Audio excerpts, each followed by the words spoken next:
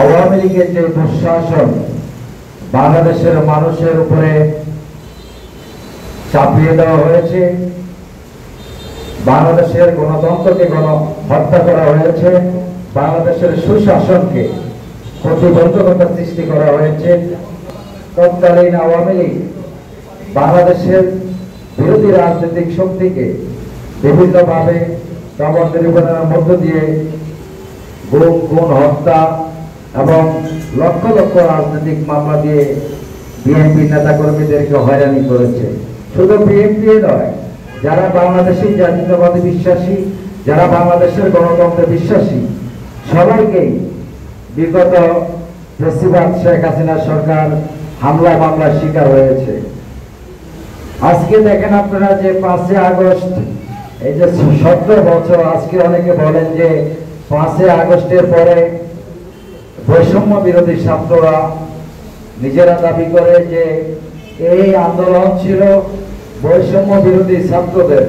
মূলত এই আন্দোলনটা আসলে কারো একক কৃতিত্ব নয়, এই আন্দোলনটা ছিল 17 বছর যে আমরা আন্দোলন করেছি তার ধারাবাহিকতায় মানুষের যে ক্ষোভ, মানুষের যে ভিতরে যে পুষে উঠেছিল দুঃশাসন অপশাসনের বিরুদ্ধে, তার জন্যে মূলত খুনি হাসিনার পতন হয়েছে।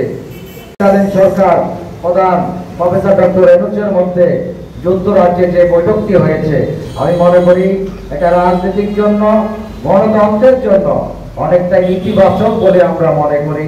সে অনুযায়ী আগামী ফেব্রুয়ারি মাসের মধ্যে একটি অবাধ ও সুষ্ঠু নিরপেক্ষ নির্বাচনের মাধ্যমে বাংলাদেশ জাতীয়তাবাদী দল বিএনপির ভারপ্রাপ্ত চেয়ারম্যান তারেক রহমানের নেতৃত্বে একটি বৈষম্য মুক্ত গণতান্ত্রিক বাংলাদেশ প্রতিষ্ঠা হবে।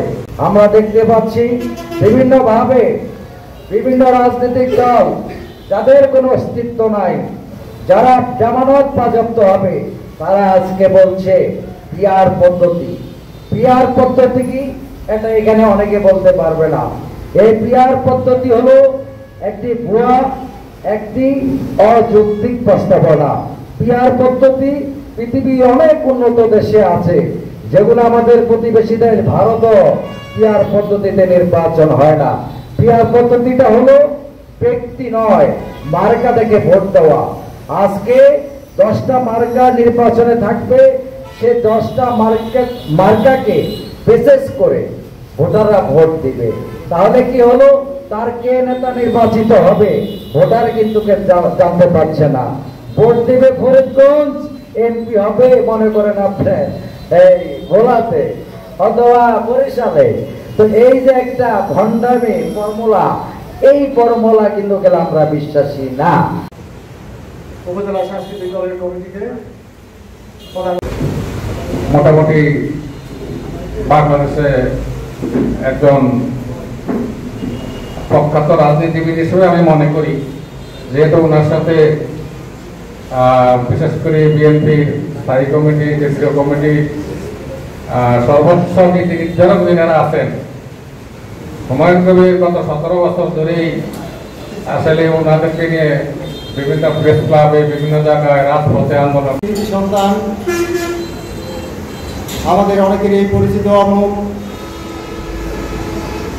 হুমায়ুন কবির ব্যাপারী। উনি ফরিদগঞ্জের মানুষ হলো ওনার কার্যক্রম জাতীয় পর্যায়ে থেকে উনি বিভিন্ন জাতির স্বার্থে এবং বাংলাদেশের জনগণের স্বার্থে যথেষ্ট ভূমিকা রাখছেন। ফলে কথা বলতে পারে নাই, স্বাধীন ছিল না দেশ, সবাই আত্মগোপনে ছিল। এই সরকার যাকে সুযোগ পাইলে তাকে গুম করেছে, খুন করেছে। জীবন সুবিধা আয়নাগর কাকে বলে?